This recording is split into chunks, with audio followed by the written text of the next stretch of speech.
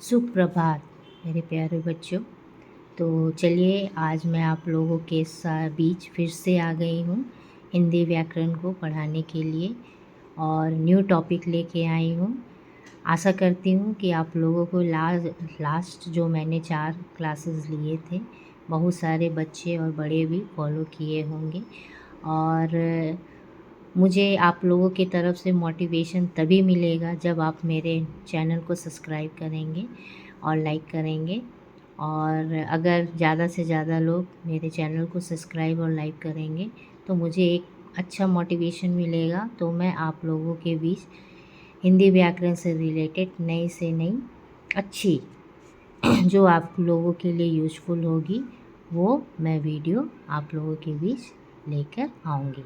तो चलिए without wasting our time हम लोग दूसरे टॉपिक की तरफ मूव करते हैं। लास्ट क्लास में मैंने व्यंजनों का वर्गीकरण पढ़ाया था, ठीक है। तो यहाँ मैं ऑलरेडी यहाँ पे आप देखिए मैं अपने नोट्स में ऑलरेडी यहाँ पे टॉपिक दी हुई हूँ वर्णमाला, और वर्णमाला में आज कौन सा टॉपिक मैं पढ़ाने जा रही हूँ, स्वरों का वर्गीकरण।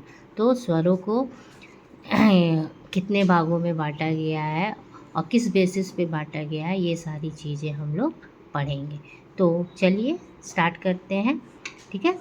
चलिए मात्रा उच्चारण के आधार पे, तो पहला स्वरों का वर्गीकरण यहाँ पर मात्रा यानी उच्चारण के आधार पर किया गया है, बोलने के आधार पे किया गया है, उच्चारण के आधार पे किया गया है। मतलब कि आप किसी स्वर को बोलने में कितना समय लेते हो, समझ रहे हैं। किसी स्वर को बोलने में आप कितना समय लेते हो वो इससे पता चलता है। तो उस बेसिस पर यहाँ पर स्वरों को वर्गीकृत किया गया है, डिफ्रेंशिएट किया गया है, जिसमें सबसे पहले ह्रस्व स्वर को लिखा गया है, जिसमें सबसे पहले ह्रस्व स्वर को लिखा गया। ह्रस्व स्वर क्या होता है, तो ह्रस्व स्वर क्या होता है, जिसके उच्चारण में कम समय या एक मात्रा का समय लगता है। मान लीजिए आप कोई स्वर को पढ़ रहे हैं, और उसके उच्चारण में कम समय लगता है, तो वो स्वर किस में आ जाएगा, ह्रस्व स्वर में आ जाएगा, जिसका एग्जाम्पल मैंने लिखा है अ ई ओ, अ ई ओ, ठीक है। हाँ, मैं उसका परिभाषा भी आपको डिफिनीशन भी बताते जाऊंगी, साथ ही साथ मैं उसमें आने वाले जितने स्वर हैं उसको भी बताते जाऊंगी विद द प्रोनाउंसिएशन के साथ। तो ह्रस्व स्वर उच्चारण के आधार पे मतलब किसी स्वर को बोलने में कितना समय लगता है, उसके आधार पे हम स्वरों को डिफ्रेंशिएट किए गए हैं, बांटे हैं, वर्गीकृत किए गए हैं, जिसमें सबसे पहले आता है ह्रस्व स्वर। ह्रस्व स्वर में क्या, ह्रस्व स्वर की परिभाषा अगर पूछा जाए तो आप क्या लिखोगे, जिसके उच्चारण में कम समय लगता है या एक मात्रा का समय लगता है। और उसका एग्जाम्पल मैंने क्या दिया, अ ई उ, अ ई उ, समझ में आ गया। चलिए अब हम दूसरा मूव करते हैं, दीर्घ स्वर।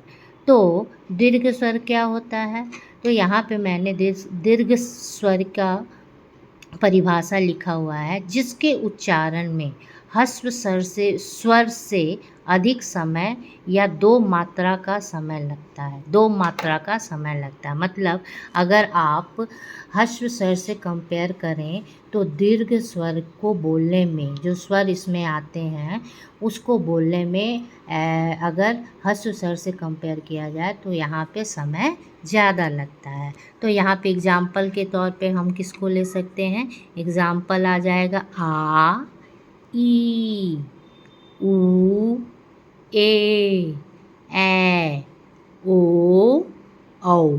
अब आप इन दोनों को कंपेयर करो। अब ह्रस्व स्वर और दीर्घ स्वर को आप डिफ्रेंशिएट बहुत ईजिली कर लोगे, क्योंकि अगर मैं अ को प्रोनाउंस करती हूँ अ ई उ, तो यहाँ पर इसको प्रोनाउंसिएशन करने में काफ़ी कम समय लग रहा है, ठीक है। तो इसीलिए इसको ह्रस्व स्वर में रखा गया। लेकिन अगर मैं आ, बड़ी ई को ई, बड़ी ऊ को ऊ, ए ओ औ पढ़ रही हूँ, तो आप इसको कंपेयर कर सकते हो कि इसमें समय ज़्यादा लग रहा है ह्रस्व स्वर के कंपेयर में। तो इसीलिए इन सारे स्वरों को किस में रखा गया? दीर्घ स्वर। दीर्घ का मतलब क्या होता है? दीर्घ का मतलब होता है ज़्यादा, बड़ा। हिंदी में दीर्घ का मतलब क्या होता है? बड़ा, ज़्यादा। ठीक है। अब तीसरा क्या है? दीर्घ तीसरा को हम बोलेंगे पलतू। पलतू तीसरा क्या हो गया आपका? तीसरा हो जाएगा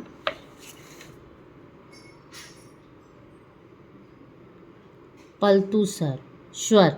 तीसरा हो जाएगा पलतू स्वर। यहाँ पे मैंने इसका नाम नहीं लिखा, इसको बोलेंगे पलतू, आधा प, पलतू स्वर। ठीक है। तो पलतू स्वर क्या होता है? तो पलतू स्वर का मतलब है जिसके उच्चारण में दीर्घ स्वर से भी ज़्यादा समय लगता है।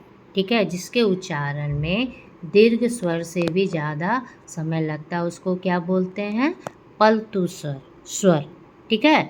और इसका एग्जाम्पल आप दे सकते हैं राम। राम जनरली इसका उपयोग कहाँ होता है? जनरली इसका उपयोग, मान लीजिए आप किसी का नाम लेते हो, वो किसी दोस्त का नाम या किसी को बुलाते हो, तो आप उस वर्ड को प्रेशराइज करते हो ना, राम, सीता, ऐसे बोलते हो ना। इसी तरह अगर तो इन पलतू स्वर का उपयोग मतलब कि आप इसका उपयोग कहाँ कहाँ कर रहे हो? किसी को पुकारने में या नाटक में। नाटक में मान लीजिए कोई शब्द आप बोलते हो तो उस शब्द पे फोर्स देते हो ना, तो उसी को उन वैसे शब्दों को किस में रखा गया है?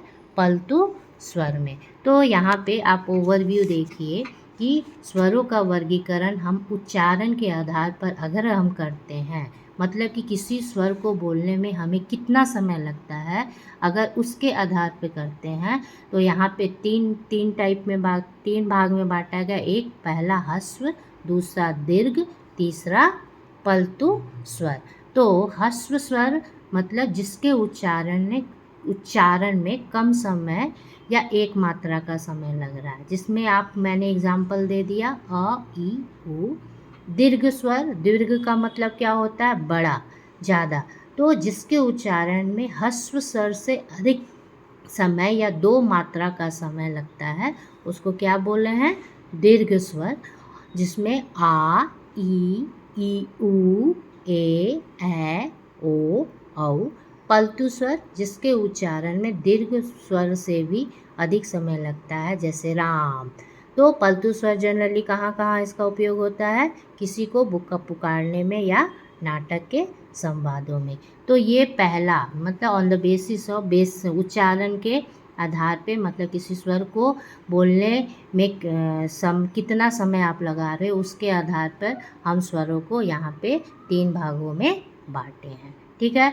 तो आशा करती हूँ कि ये पहला आप उच्चारण के आधार पे समझ गए होंगे। आगे मैं और भी आपको बताऊंगी कि किस किस आधार पे स्वरों को बांटा गया है। अभी इतना आप जानिए, क्योंकि इस तरह के क्वेश्चंस आपके कॉम्पिटिटिव एग्ज़ाम में रहते हैं कि ह्रस्व स्वर में कौन कौन से आते हैं, दीर्घ स्वर में कौन कौन से आते हैं, पलतू स्वर मतलब जनरली कभी काल पूछा गया, लेकिन ये दोनों तो ज़रूर रहता है।